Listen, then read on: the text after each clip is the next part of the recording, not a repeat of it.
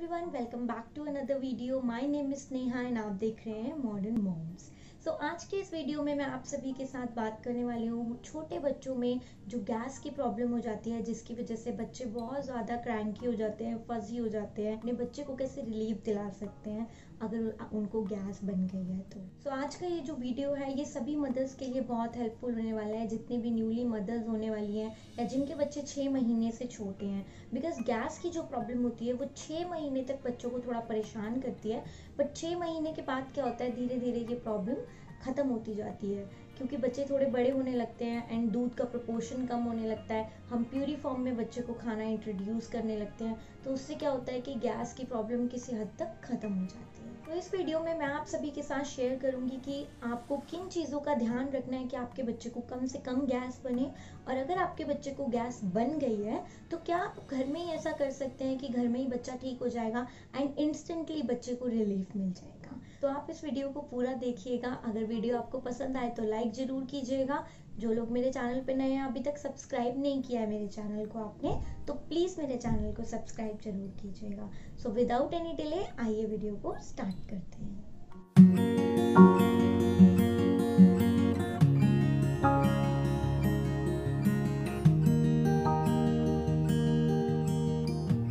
सबसे पहली चीज़ का जो हमें ध्यान रखना है, देखिए बच्चे जब छोटे होते हैं 6 महीने से कम बच्चे को सिर्फ माँ का दूध पिलाया जाता है। अगर बच्चे अपनी मम्मी का ब्रेस्ट फीड नहीं लेते हैं तो उन बच्चों को फॉर्मूला इंट्रोड्यूस कराया जाता है, जो भी फॉर्मूला आपका पीडियाट्रिशियन या आपके डॉक्टर जो भी आपको सजेस्ट करते हैं। जो गैस बनने का सबसे मेन कारण होता है वो होता है एक मदर की डाइट। अगर आपका बच्चा आपका फीड ले रहा है तो आपने ध्यान रखना है कि आप कुछ भी ऐसा नहीं खाइए जिससे बच्चे को गैस बने, क्योंकि बच्चा जब आपका दूध पी रहा है तो आपको अपनी डाइट को हेल्दी रखना है। आपने कुछ भी ऐसा इनटेक नहीं लेना है किसी भी फूड का जिससे गैस बच्चे को बने, बच्चे को प्रॉब्लम हो। अगर आप अपनी डाइट अच्छी कर लेंगे तो बच्चे को गैस की प्रॉब्लम नहीं होगी। दूसरी चीज़ जिसका आपको ध्यान रखना है कि आपने कभी भी बच्चे को, जब भी आप ब्रेस्ट फीड पिला रहे हैं या फिर आप बॉटल से फीड करा रहे हैं, तो आपने कभी भी बच्चे को इस तरीके से स्ट्रेट लेटा के दूध नहीं पिलाना है।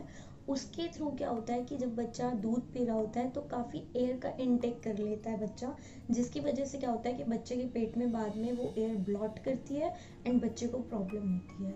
तो आपने हमेशा बच्चे का जो हेड है वो इस तरीके से रखना है, थोड़ा सा अपराइट की तरफ को, सो दैट कम से कम एयर का इनटेक हो और बच्चे को प्रॉब्लम ना हो गैस की।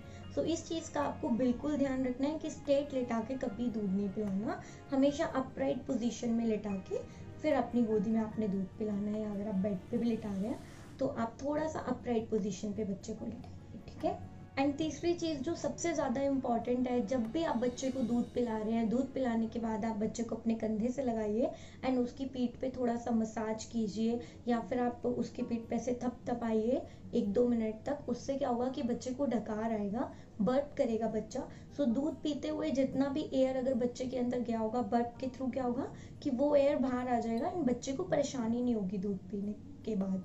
तो आपने क्या करना है, बच्चे को बर्प जरूर कराना है। एंड अगर आपका बच्चा, आपको पता है कि आपके बच्चे को बहुत ज़्यादा गैस बनती है, तो आप ये नॉर्मली भी बच्चे को करा सकते हैं।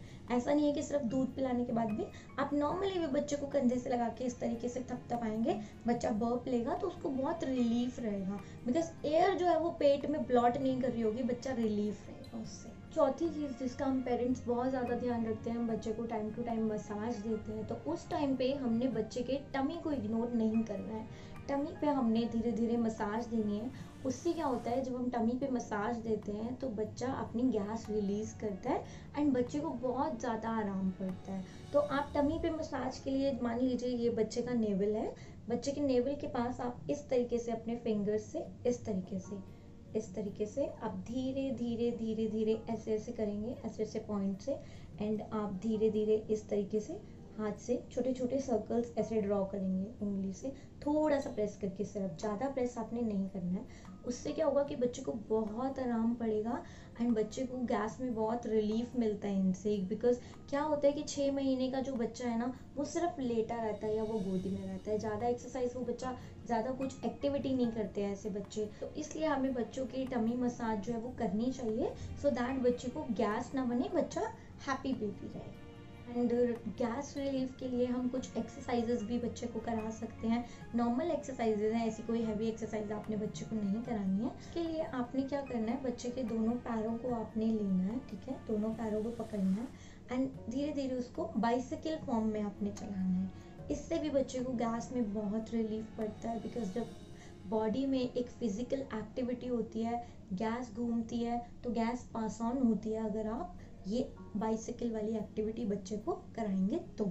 इसके अलावा एक बहुत हेल्पफुल एक्सरसाइज है जो मेरे डॉक्टर ने मुझे बताई थी, कि आपने बच्चे को दोनों पैरों को लेना है एंड जो नीज फोल्ड करते हैं आप, नीज को चेस्ट से नीचे लगाना है हल्के से प्रेशर के साथ, बहुत ज़्यादा प्रेशर आपने नहीं देना है एंड धीरे धीरे उसको इस तरीके से आपने फिर पैरों को सीधा करना है। उससे भी क्या होता है कि पेट पे जैसे थोड़ा सा प्रेशर जाता है तो गैस जो है बच्चे की रिलीज होती है एंड बच्चे को बहुत आराम पड़ता है। तो आप जरूर ट्राई करके देखिएगा। ये एक्सरसाइज दोनों जो मैंने आपको बताई है बहुत ज़्यादा हेल्पफुल है। इसके अलावा जो हमें ध्यान रखना है, एक्चुअली कई बार ऐसा होता है कि काम में बिजी होते हैं हम मदर्स, हम बच्चे को बॉटल में दूध डाल के दे देते हैं एंड बच्चे को लिटा देते हैं कि बच्चा पी रहा है। बट समटाइम्स क्या होता है कि हम किसी काम में होते हैं और बच्चा दूध फिनिश कर चुका होता है एंड खाली बॉटल को ही बच्चा पी रहा होता है, उसके थ्रू भी बच्चे के अंदर बहुत सारी एयर चली जाती है जो कि बच्चे को गैस फॉर्म में आके फिर बाद में परेशान करती है। सो आपने ध्यान रखना है कि आपका जो बच्चा है खाली बोतल को नहीं पिए। जितनी देर बच्चा दूध पी रहा है, 10 से 15 मिनट के अंदर बच्चे दूध पी लेते हैं, तो आप प्लीज बैठ के आराम से बच्चे को दूध पिलाइए, सो दैट अगर इतनी एयर अगर बच्चा अंदर ले जाएगा तो उसको बाद में बहुत दिक्कत होगी अगर खाली बॉटल को बच्चा पी रहा है। तो आपने ध्यान रखना है कि बच्चा खाली बॉटल को ना पिए। तो फ्रेंड्स, ये थी कुछ चीज़ें जिनका आपने ध्यान रखना है। अगर आप इन चीज़ों का थोड़ा सा ध्यान रखेंगे तो आपके बच्चे को गैस बनने के चांसेस जो है वो कम होंगे।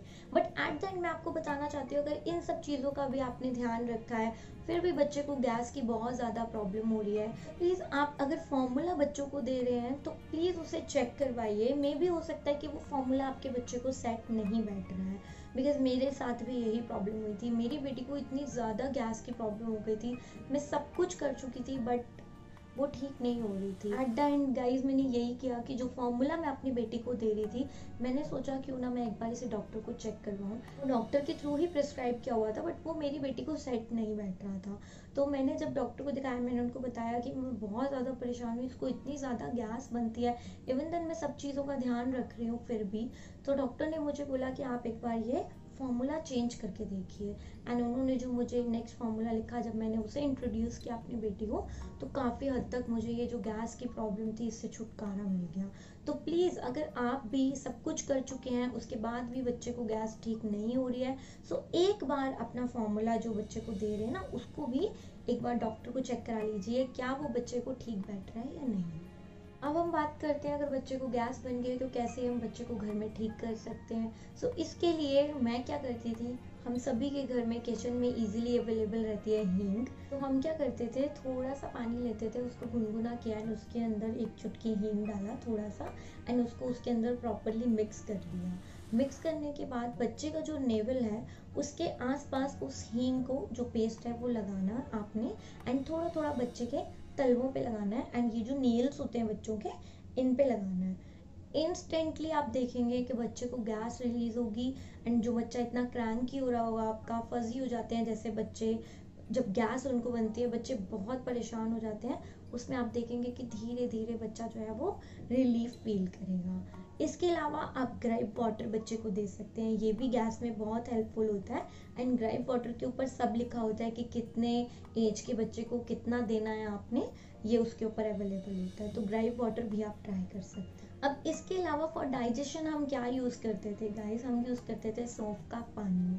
हम सौंफ थोड़ी सी लेते थे, थोड़े से पानी में उसको बॉईल होने देते थे एंड उसके बाद वो जो पानी है उसे छान के जो बच्चे का ड्रॉप दवाइयों का ड्रॉपर होता है उसके अंदर 2 से 3 ड्रॉप लेके हम अपनी बेटी को पिला देते थे। दिस हेल्प्स फॉर कि आपके बच्चे का जो डाइजेशन है, क्या होता है जो छोटे बच्चे होते हैं उनका जो डाइजेस्टिव सिस्टम होता है थोड़ा सा इमेच्योर होता है, तो उनको कई बार जो दूध है वो डाइजेस्ट नहीं होता, उसकी वजह से भी गैस की प्रॉब्लम रहती है। आपने देखा ही होगा कि किसी भी रेस्टोरेंट में हम खाना खाने जाते हैं तो खाना खाने के बाद वो हमें सौंफ और मिश्री ऑफर करते हैं, सब कुछ just for the better digestion, कि जो सौंफ होती है ना वो डाइजेशन में बहुत ज़्यादा हेल्प करती है। तो ये मैं आपको, मेरी तरफ से एक टिप है आपके लिए कि अगर आपके बच्चे 6 महीने से ऊपर के भी हैं तो खाना खाने के बाद आप थोड़ी सी सौंफ बच्चे को खिला देंगे ना, तो प्रॉपर खाना बच्चे को डाइजेस्ट हो जाएगा, बच्चे को कोई प्रॉब्लम नहीं होगी खाना डाइजेस्ट करने में। अब कुछ बच्चे ऐसे होते हैं जिनका डाइजेस्टिव सिस्टम इतना इमेच्योर होता है, इतने इनसेंसिटिव बच्चे होते हैं वो, कि आप कुछ भी ट्राई कर लिया, आपने ये सब भी ट्राई कर लिया बट उनको कोई फ़र्क नहीं पड़ता, बच्चा परेशान हो रहा है। बच्चा परेशान है तो पेरेंट्स हद से ज़्यादा परेशान है, बच्चा तो दर्द में है ही है, पर बच्चे को उस टाइम पे संभालना, इतना रोते हुए देखना किसी भी पेरेंट के लिए आसान बात नहीं है। तो उस टाइम पे मैं आपको एक दवाई बताना चाहूँगी जो कि आप इजीली अपने बच्चे को दे सकते हैं। किसी भी केमिस्ट शॉप पे आप जाके बोलेंगे कॉलिकेट। मैं अपनी बेटी को अगर कभी इन केस बहुत ज़्यादा क्रिटिकल सिचुएशन पे आ जाती थी तो मैं कॉलिकेट ही उसे ऑफ़र करती थी। मैं क्या करती थी, उसे कॉलिकेट पिलाती थी एंड 10 से 15 मिनट के अंदर वो जो है ठीक हो जाती थी। बट मैं आपको सजेस्ट करूँगी कि अगर आप ये दवाई ले रहे हैं, अगर आप भी अपने बच्चे को ये कॉलिकेट पिलाना चाहते हैं तो एक बार अपने डॉक्टर से ज़रूर आप कंसर्न कर लीजिए। वैसे आप दे सकते हैं बिकॉज मैंने अपने फ्रेंड सर्कल में काफ़ियों को देखा है कॉलिकेट ही पिलाते हुए। बट फिर भी मैं आपको बोलूँगी कि एक बार आप अपने डॉक्टर से कंसर्न करके ये दवाई अपने बच्चे को दे सकते हैं। होता क्या है ना कि जो बच्चे बहुत छोटे होते हैं, 6 महीने से छोटे होते हैं, बता नहीं सकते हैं, तो उनकी जो प्रॉब्लम समझना है ना वो पेरेंट्स के लिए एक टास्क बन जाता है। एंड उनको जब परेशानी होती है ना तो पेरेंट्स के लिए कुछ भी इजी नहीं रहता है उस टाइम पे। जो भी चीज़ें मैंने आपको बताई हैं, अगर आप इन चीज़ों का ध्यान रखेंगे, ये जो गैस की प्रॉब्लम हो रही है बच्चों को, काफ़ी हद तक इससे आपको बहुत ज़्यादा आराम मिलेगा। आज की मेरी वीडियो में इतना ही गाइस, मैं मिलती हूँ आपको अपनी नेक्स्ट वीडियो में। Till then please stay tuned. अगर वीडियो आपको पसंद आया है तो प्लीज लाइक किए बिना मत जाइएगा, चैनल को सब्सक्राइब करना प्लीज मत भूलिएगा एंड नोटिफिकेशन बेल को जरूर प्रेस कर दीजिएगा ताकि मेरी आने वाली वीडियो का अपडेट आपको मिल जाए। मैं मिलती हूँ आपको अपनी नेक्स्ट वीडियो में। Till then take care, bye bye.